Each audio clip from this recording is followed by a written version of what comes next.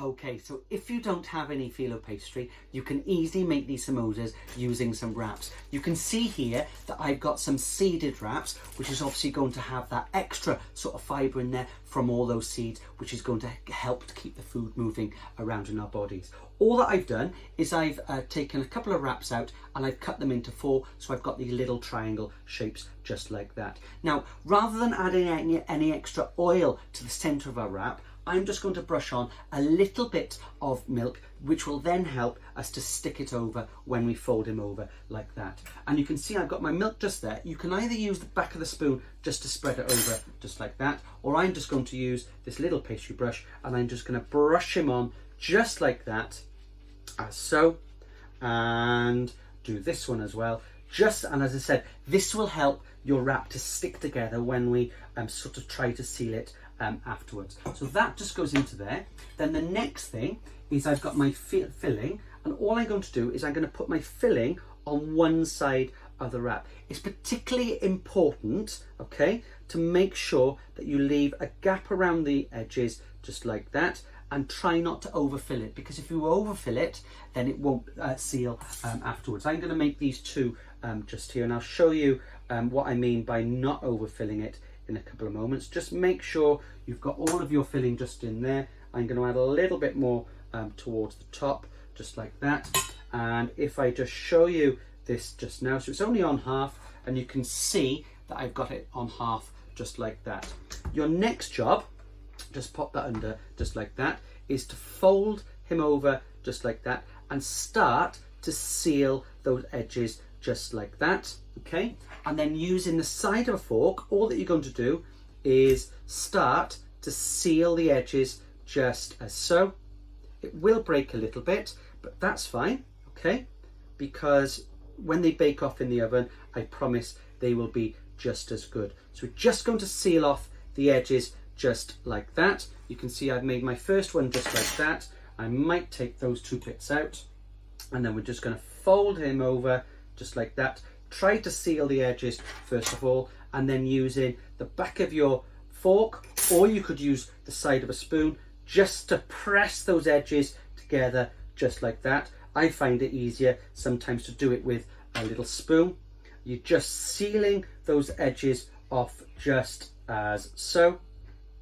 And you can see it's all stuck together just like that. I'm going to seal that edge off just as so, and you can see you've got your perfectly sealed sort of vegetable samosas.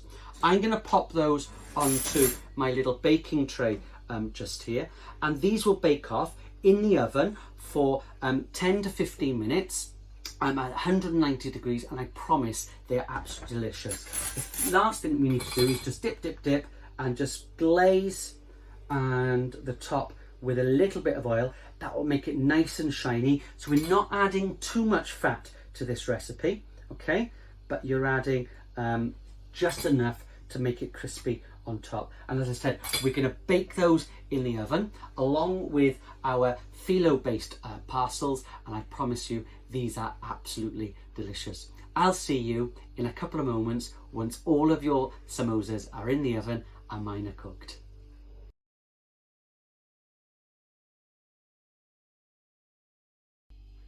Well, hello and welcome back. I hope your samosas are now baking off in the oven, and I promise your kitchen area is going to start smelling absolutely fantastic in a couple of moments.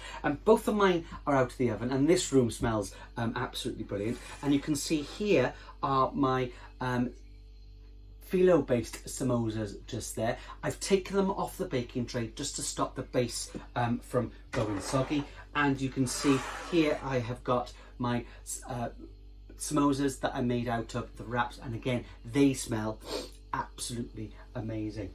Now we're going to serve these today with a really quick and easy Cumumber Raita, and I promise you this is so simple, it's unbelievable. All that you're going to need is some low-fat sort of yogurt just there. I've got about 100 millilitres, which works out 4 to 5 sort of heaped desserts tablespoons, just like that.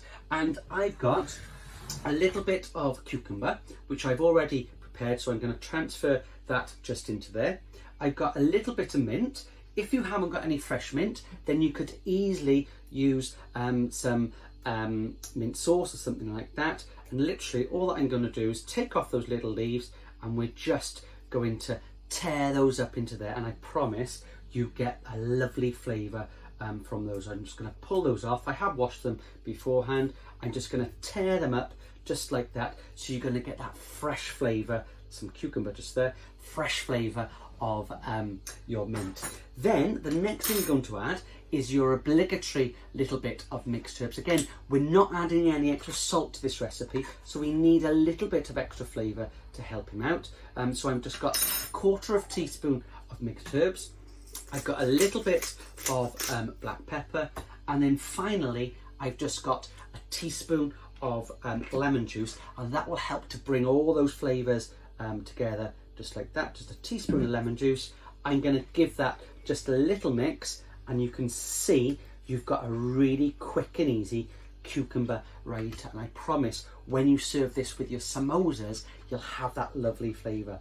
So what I'm going to do is I'm just going to pop that just over to there, and I've got a little plate, and today I'm going to serve 2 of my little Filo based samosas just on there, with 2 of my little wrap based samosas just like that, and then I might bring those round just like that, and then I'm going to serve a dollop of my Cumumber Raita, and I promise this is absolutely, in the words of my West Swedian friend Cowan Lush, have a look at that just there. It is absolutely delicious. Well, I hope that you've enjoyed making the samosas with me today. Don't forget that all of our recipes are available on our Facebook page, as well as the HAPI Facebook page, and also our website, which is cookingtogether.co.uk.